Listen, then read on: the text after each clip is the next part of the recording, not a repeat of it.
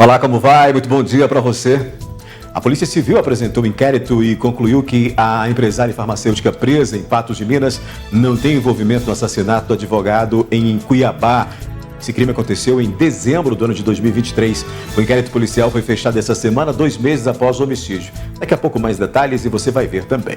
Depois de denúncia da NTV, a Prefeitura realiza limpeza em barracão e elimina criadouros do mosquito da dengue. Mais reclamação de lotes sujos e riscos para vizinhos. A diferença dos sintomas e tratamentos em casos de dengue, zika e chikungunya. Universitários do Unipan recebem certificado do projeto Rondon, que incentiva a responsabilidade social. O 30 Minutos desta quinta-feira está começando.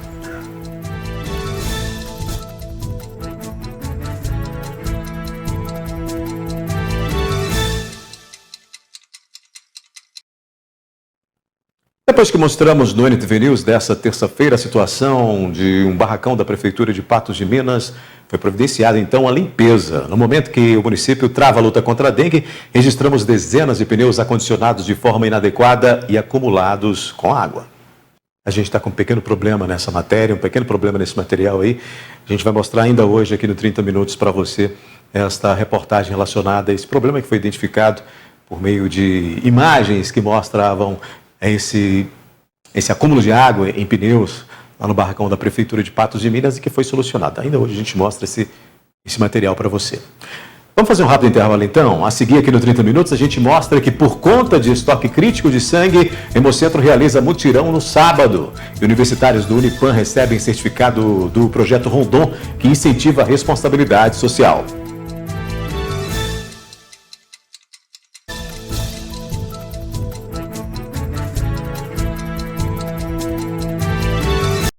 Agora sim a gente vai mostrar para você essa situação, que ocorreu no barracão da Prefeitura de Patos de Minas, porque depois, na última terça-feira, anteontem, a gente mostrou a situação desse barracão da Prefeitura. Depois da gente veicular essa informação, foi providenciada então a limpeza do local. No momento que o município trava uma luta contra a dengue, a gente registrou dezenas de pneus com água acumulada. Nas imagens feitas nesta terça-feira, o jornalismo da NTV mostrou a situação do barracão da Prefeitura de Patos de Minas, na rua Vereador João Pacheco, no bairro Santo Antônio. Dezenas de pneus armazenados de forma inadequada e em espaço aberto, servindo como depósito para a água da chuva. A coloração da água mostra que alguns estavam ali há tempos. Essa água acumulada nesses pneus dentro do barracão favorece a proliferação desenfreada da dengue. Patos de Minas decretou situação de emergência para a dengue diante a quantidade de casos que têm sido notificados. Depois de questionar, a Prefeitura de Patos de Minas reconheceu o problema. Em nota, nesta quarta-feira, a Prefeitura disse que os pneus devem ficar acondicionados corretamente e que já providenciou a mudança. Informou que reforçou o pedido para a equipe verificar se há mais algum material que possa servir de criadouro da dengue e determinou nova limpeza no barracão. Nossa equipe voltou ao local nesta quarta-feira e encontramos uma situação bem diferente. O local havia sido limpo e os pneus armazenados de forma adequada desta vez. Como tem que ser. Alunos de diversos cursos do Centro Universitário de Patos de Minas receberam, nesta quarta-feira, o certificado de participação no projeto Rondon do governo federal. A ação incentiva entre os universitários o sentido e aplicação de responsabilidade social. O projeto Rondon é uma ação do governo federal coordenada pelo Ministério da Defesa, que objetiva contribuir com o desenvolvimento da cidadania, empregar soluções sustentáveis para a inclusão social e reduzir desigualdades regionais, tendo em vista o fortalecimento da soberania nacional. A iniciativa conta com o apoio dos militares do Exército Brasileiro, estudantes e professores e leva para regiões onde nós temos baixo índice de desenvolvimento humano. Geralmente para regiões do Nordeste, Norte de Minas, para o Norte do Brasil Então a gente faz, e até no Centro-Oeste, a gente faz regiões nessa área, onde a gente vai por volta de 18 dias e faz uma série de ações para capacitação e desenvolvimento daquele local. Na oportunidade, alunos dos cursos de Arquitetura e Urbanismo, Enfermagem, Farmácia, Medicina, de Medicina Veterinária, Odontologia, Pedagogia e de Psicologia desenvolveram atividades em Guaraciama e em Olhos d'Água, em Minas Gerais, no período de 13 a 24 de janeiro, por meio da Operação Onça Cabocla. Foi gratificante porque eu pude levar a enfermagem, representar o nome do curso de enfermagem, e foi muito importante para mim, porque a gente sai de uma rotina corrida, de uma realidade totalmente diferente da nossa, para a gente entender uma realidade que é diferente, de pessoas que não têm um nível de escolaridade, não têm um nível de saúde tão legal, e a gente consegue ensiná-los e eles nos ensinam também. Então, assim, foi perfeito, foi excelente. A gente fez em torno de 45 oficinas durante o Rondon. E dentro dessas oficinas a gente desenvolveu projetos de cultura, direitos humanos, justiça, saúde, educação, que eu achei que foi muito bom para o nosso aprendizado, muito bom para o nosso crescimento como pessoa, como estudante também. A equipe participou do Conjunto A, na qual foram desenvolvidas oficinas nas áreas de cultura, direitos humanos e justiça, educação e saúde. E para cada um, uma experiência diferente ficará marcada na memória.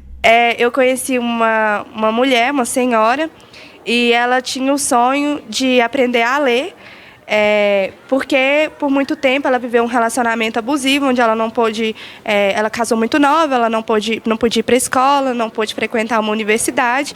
Então, quando a gente levou para ela essa pauta, a gente levou para ela a pauta da esperança, né? Então, me emocionou muito.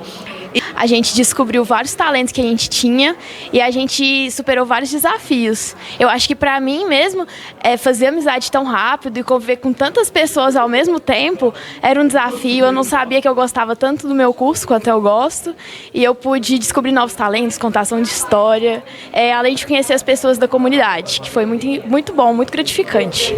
O projeto acontece a cada 6 meses e os alunos só podem participar uma vez. Nas próximas oportunidades, outras turmas farão parte da equipe.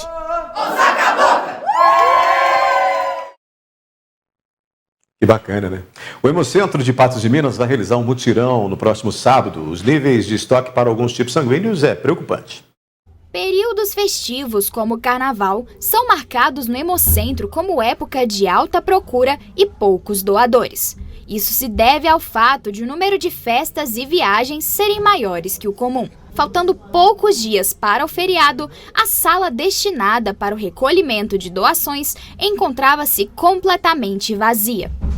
A gente faz trabalhos com parceiros, com empresas, municípios, mas a resposta é sempre a mesma, né? Os voluntários, as pessoas mesmo, elas não ficam muito empenhadas em fazer, em estar vindo a Patos, em fazer essa doação. Então é um período em que a gente tem essa dificuldade e é importante o trabalho da imprensa nisso aí, que nós precisamos divulgar. Essa semana, desde segunda-feira, nós não conseguimos atingir 50% da nossa capacidade e meta de doação diária. Patos é uma cidade que é uma referência micro-regional. Nós temos o hospital de grande porte, igual o hospital regional. A Santa Casa começou a virar referência também dos municípios. Então a demanda por sangue desses hospitais, nós temos um hospital privado aqui muito grande, que também é uma referência para todos os municípios da região.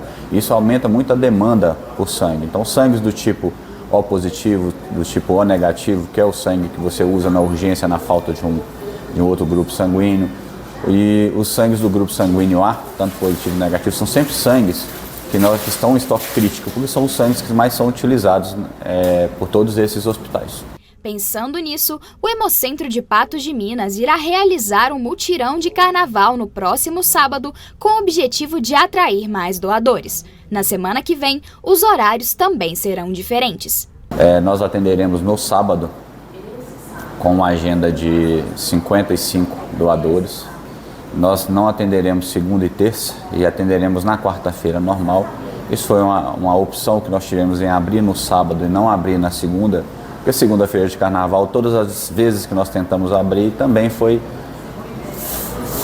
com uma demanda muito pequena. Então nós achamos melhor abrir no sábado, que é o primeiro dia, de manhã, e fazer essa campanha para poder a gente dar conseguir um número maior de doadores para passar o carnaval mais tranquilo. Para se tornar um doador, basta comparecer ao Hemocentro. Caso precise de um horário específico, basta realizar um pré-agendamento no site do Hemominas. Pedir o apoio da população nesses dias de carnaval.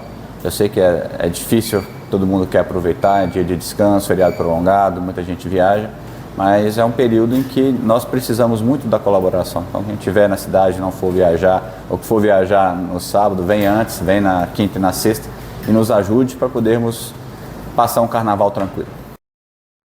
E doar sangue é sempre um ato de amor com o próximo, né? A demanda por sangue é muito grande, são mais de 30 municípios que dependem desses hemoderivados. Já já aqui no 30 Minutos a gente mostra que a polícia conclui que a empresária presa em Patos de Minas não tem ligação com homicídio de advogada em Cuiabá.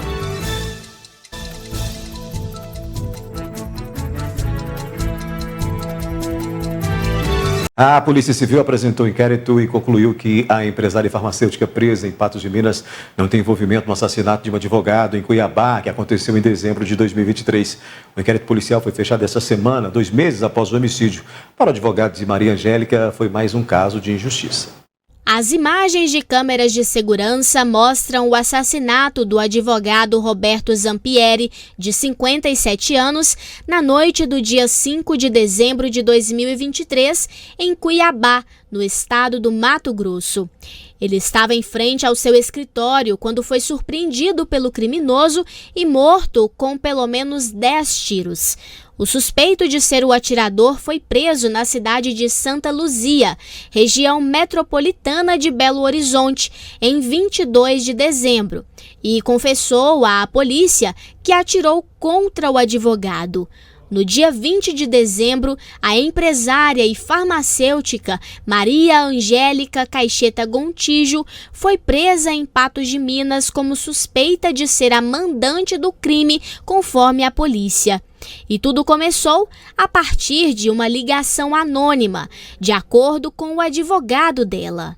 Chegou uma denúncia anônima, apócrifa, que a gente chama no direito, na delegacia que a senhora Maria Angélica tinha uma disputa judicial de terras com a vítima e que ela estaria tentando vender a terra e iria fugir do país. Então, com base nessa denúncia anônima, o magistrado de Cuiabá, responsável por esse inquérito, ele determinou a prisão temporária da Maria Angélica. Eu respeito muito a decisão judicial, mas nesse caso, a meu ver, foi uma decisão totalmente injusta e sem amparo jurídico. O advogado explica que desde o início houve total colaboração com a polícia. O que nós fizemos? Nós ajudamos a polícia. Peguei os celulares pessoais dela, entreguei para o delegado, veio o delegado de Cuiabá para cá, agentes policiais, escrivães, entregamos tudo. Abrimos o celular dela, com senha e tudo, pode investigar, pode periciar, a arma de fogo foi apreendida, fizeram perícia, outra arma que ela tinha, porque ela é CAC, também foi entregue, entreguei passaportes, entreguei documentos demonstrando o contexto da situação que ela tinha com esse Roberto Zampieri, que ele já foi advogado dela, só que eles tiveram, em virtude de condutas inadequadas dele, ela entrou com uma queixa-crime contra ele, com outras pessoas lá em Cuiabá. Então, assim, ela tinha disputa judicial contra ele, mas não tinha motivo para fazer nada contra ele. Inclusive, ela tinha a posse da terra, não tinha qualquer fundamento. Maria Angélica foi transferida para Cuiabá e ficou presa até o dia 19 de janeiro. Porque dentro de 30 dias, mesmo diante daquilo que a defesa expôs, do que a defesa ofereceu para mostrar que ela não tinha nada a ver, nada foi apurado, até porque ela não tinha nada a ver com a situação. Aí o juiz foi substituir a prisão temporária dela por medidas cautelares diversas, no caso, monitoramento eletrônico. Ela veio embora para Patos de Minas. E ficamos aguardando a conclusão do inquérito. O inquérito foi fechado nesta terça-feira, 6 de fevereiro, e a polícia concluiu que Maria Angélica não tem ligação com o assassinato do advogado Roberto Zampieri. O delegado responsável, expressamente na decisão, falou que não encontrou qualquer elemento indiciário que ligasse ela aos 3 outros que foram indiciados, porque existem 3 pessoas presas, inclusive foi decretada a prisão preventiva deles, e está muito claro no inquérito quem são os participantes. Teve um senhor Antônio, que foi o executor do crime, ele inclusive confessou o crime, um intermediário, que é de Belo Horizonte, é um instrutor de tiro, de um clube de tiro, que a arma dele, a perícia atestou que foi a arma dele que matou a vítima, ele emprestou a arma de fogo para o executor, e depois agora, por último, os 2 delataram um coronel aposentado, e foi preso em Belo Horizonte, né, há poucos dias, e ele, lá em depoimento, ele falou que sequer conhecia a Maria Angélica. Imagina só a situação. Uma mãe de família foi presa aqui em Patos com policiais apontando armas para ela, uma criança de 4 anos estando ali junto. Imagina o que essa criança viu, a mãe sendo presa. Eu tenho uma filha de 4 anos, eu imagino a situação. E essa senhora, durante 30 longos dias, longe da família, presa numa penitenciária lá do Mato Grosso, até a polícia ver que ela não tinha nada a ver com essa situação. Então isso é importante expor, né? E não é o primeiro caso de injustiça. Depois do intervalo, a gente mostra mais reclamações de lote sujo e riscos para vizinhos. E ainda a diferença de sintomas e tratamentos em casos de dengue, zika e chikungunya.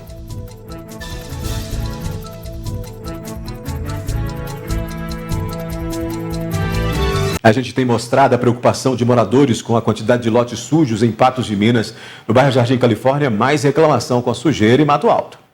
Moradores da rua Joaquim Teles de Menezes reclamam de um lote vago e o mato está tão alto, mas tão alto, que eu posso ficar aqui tranquilamente, aqui dentro.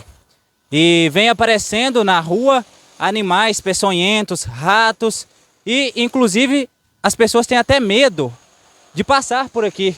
Que alguém pode se esconder aqui para atacar alguma pessoa que passa pela rua. Esse lote aqui tá meio preocupante, né? Porque isso aqui tem mais de 1 ano que eu denunciei o outro ali e eu continuo do meio sujeira.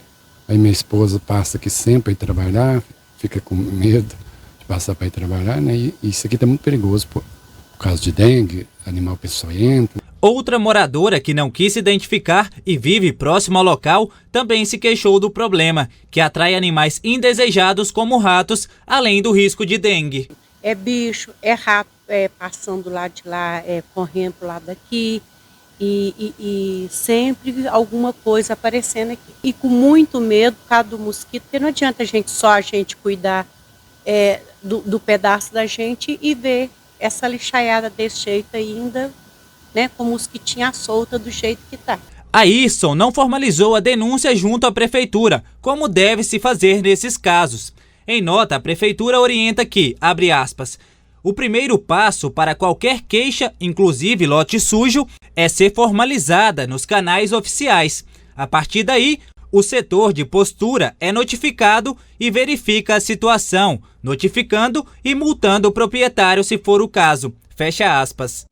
Como o morador de 59 anos não conseguiu realizar a notificação pelo site, acionou o jornalismo da NTV. Manda lá para a NTV, que no outro ali resolveu, né?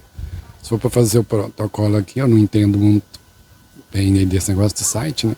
Um dos meios mais fáceis de registrar solicitações junto à Secretaria Municipal de Obras Urbanas é pelo número 0800 34 74 77. Além disso, há também o Portal do Cidadão, que fica disponível no site da Prefeitura. Por ele, também podem ser feitas as solicitações de serviços como lote sujo, poda de árvores, sinalização, tapa-buracos, troca de lâmpada e limpeza urbana. Outro canal que a população tem à disposição para registrar a demanda de serviço é o aplicativo InvestiCity Cidade Inteligente, disponível para celulares Android no Play Store. O aplicativo auxilia na solicitação de serviços de limpeza urbana, poda de árvores, sinalização de trânsito, tapa-buraco, troca de lâmpadas e iluminação pública, dentre outros. Como é o caso dos lotes sujos. Muito se fala sobre dengue, zika e chikungunya e a gente mostra qual a diferença de sintomas e também os tratamentos em cada caso. O Brasil é um país que apresenta vários tipos de clima em diferentes épocas do ano, tendo predominância pelo clima quente e úmido. Essa forte característica faz com que uma grande quantidade de insetos se estabeleçam no território, incluindo o mosquito do gênero Aedes, importante vetor da dengue, zika e chikungunya. Esse mosquitinho, ele quando contaminado, então não é todo mosquito que transmite a doença, ele tem que estar contaminado, ou seja, ele vai chupar o sangue de uma pessoa que está doente e vai transmitir para outras pessoas, de acordo com a doença que ele está contaminado. Todas fazem parte do mesmo grupo, todas são transmitidas pelo mesmo vetor, pelo mesmo mosquito, e por isso todas dão sintomas muito semelhantes. É importante estar atento aos sintomas para que se possa diferenciar uma da outra. Na dengue tem aqueles sintomas que a gente já conhece, de dor no corpo, dor nas articulações, dor de cabeça, e no finalzinho da dengue a gente começa com uma coceira e manchas pelo corpo que são esperadas. Já no quadro de zika, por exemplo, a gente, no início dos sintomas, tem já a coceira, que é uma diferença entre ela e a dengue.